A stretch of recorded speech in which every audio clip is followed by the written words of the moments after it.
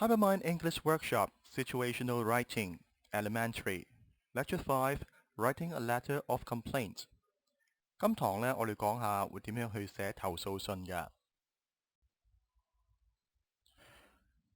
你可能去到一個餐廳服務好差，或者你可能去到個車站等車，等極都冇車，嚟到又飛站，你可能唔開心啦、揼地啦、發泄不滿啦，但係跟住可以點呢？可能你會想嗰間公司或者機構呢，知道呢件事情，或者更加好嘅呢，佢改進係咪啊？So you may want to write a letter of complaint.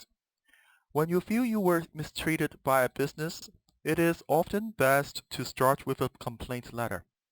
最好俾封投訴信佢知道件事情啦。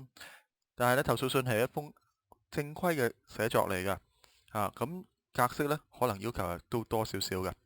It is a formal writing to show your dissatisfaction and to demand for action.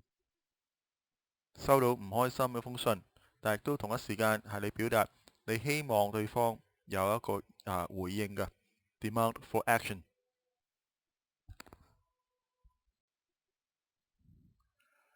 睇下今次嘅情況。This is a sample situation. You are Chris. Last Saturday night, you had a date with your girlfriend in a restaurant. However, the service was bad. Apart from the long wait of your order, the server had given you the wrong food.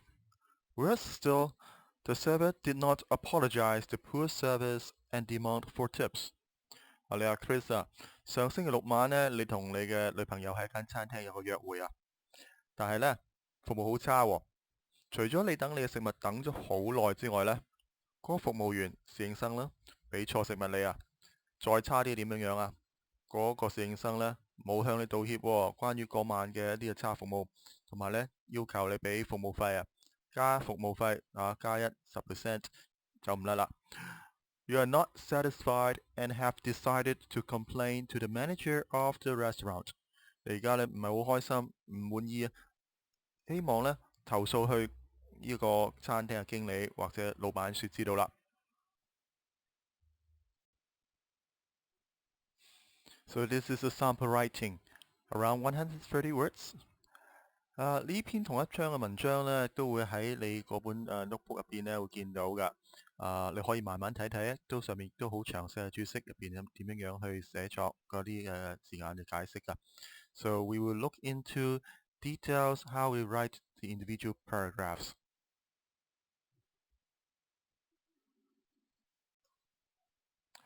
So how to write it? Well, obviously, this is a formal letter. So at the very beginning, you will have these, the address, date, and also the salutation. Now, 1. Address to the person in charge or somebody who can handle the complaint. 我哋寫緊投訴信呢，梗係唔係求其寫好俾個朋友咁樣。咁一定係寫俾邊個呢？係嗰間公司或者機構嘅負責人啦。如果你唔係寫俾佢呢，咁你可能收到信之後，睇信嗰人都唔知做乜好㗎。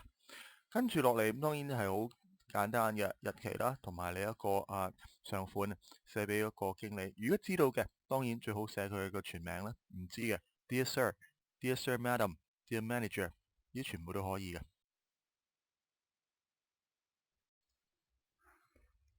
The first paragraph. I'm writing to inform you my dissatisfaction I had at your restaurant last Saturday evening, May 10th. It was my girlfriend's birthday. Unfortunately, a supposedly enjoyable evening had been ruined by the poor service of your staff.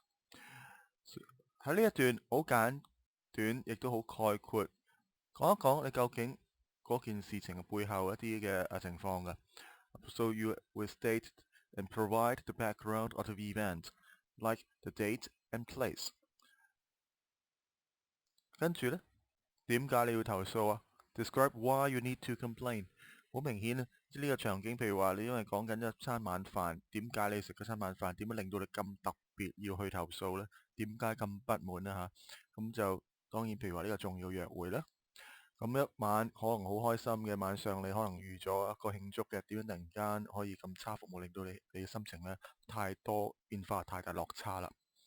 So 留意下字下，have been ruined 呢個字亦都好好用嘅，係被破壞咗。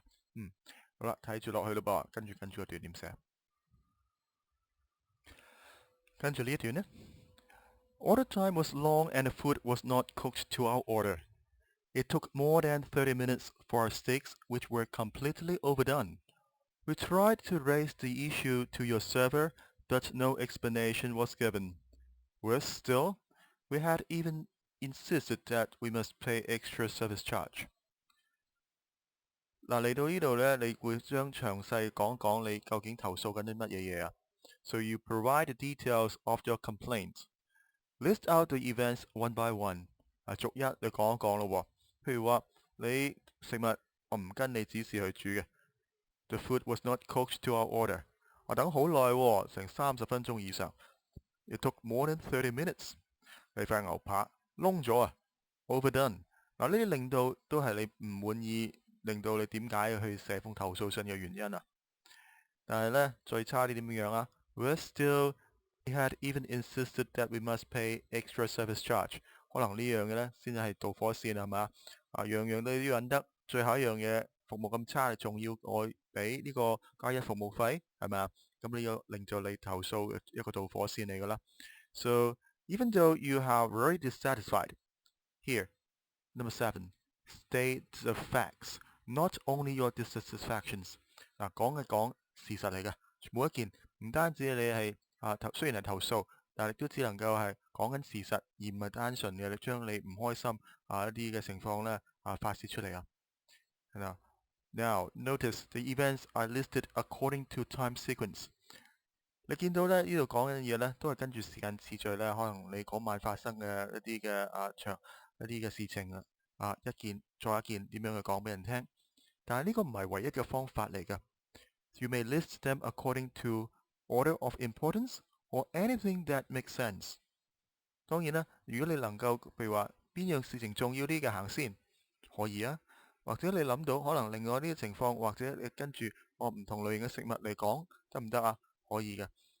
最緊要就話收信嘅人明白你嘅不滿就得噶啦。跟住落嚟嗰段呢 We demand your immediate action to improve your service, or otherwise we shall report the situation to the Consumer Council. We anticipate your reply and formal apology. Please call me at 93334444。嚟到呢一段呢，你究竟人哋想做啲咩俾你啊？譬如話即時處理啊 ，immediate action to improve your service， 改進你嘅服務啊。人哋收到封信之後，就知道跟住可以點樣去應對啦。So number 8, tell the recipient what you want. For example, an action, a reply, or an apology。有陣時咧，你唔一定話即時人哋會睇你封信就做嘢㗎。咁跟住可以點樣啊？Number 9, state what will be your next action if this is a warning。有陣時候我哋呢封投訴信可能係一個警告信嚟嘅。如果你唔去處理，如果你唔即時改善，我會投訴去另外一個地方，或者將我嘅投訴行動咧升級啊。譬如呢一度咧，你會投訴去消費者委員會 Consumer Council。咁收數嘅人點樣去同你傾偈啊？點樣揾翻你呢？最簡單直接方法，電話號碼啦。Number 10, provide your address or contacts if you want a formal reply。總括嚟講要留意一樣嘢嘅，你有冇發現我哋講咁多嘅一啲嘅不滿地方或者要求對方做行動嘅時候呢，你用嘅語氣都好禮貌㗎。Notice the tone of the letter should be polite. Avoid overly aggressive or insulting words。我哋整篇嘅文章呢，都冇用到任何譬如話一啲純粹係發泄嘅字眼啦，或者可能係甚至乎粗言穢語嘅。一封我哋正規嘅文件呢，呢啲嘅情況呢，我哋全部都會避免㗎。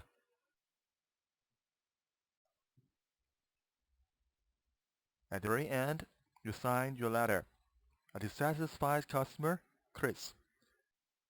OK，我哋咁樣一封信呢，就咁寫作完畢㗎咯噃。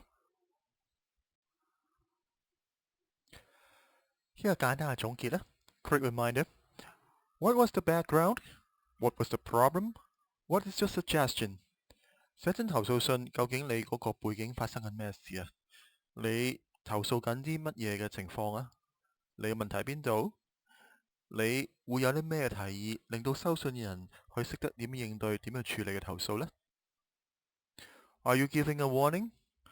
投訴信雖然係發泄，亦都更加需要嘅就話你一個好嚴重嘅一個語氣講俾人聽，呢一個係警告嚟嘅。如果你唔去處理我嗰個投訴嘅話，我將會點啊？What do you anticipate？ 最後呢，雖然呢封信你唔開心，但係我哋都要保持一個誠懇同友善嘅禮貌㗎。Maintain a polite tone。咁即係話，任何粗言穢語、純粹發泄嘅字眼呢，就完全唔會寫㗎啦。又輪到你寫作嘅時間啦噃。Your assignment time. Refer to your course notes, chapter 5. Write about 120 words and email your essay to this email address. 希望我哋收到你張文章，我哋睇睇點樣樣。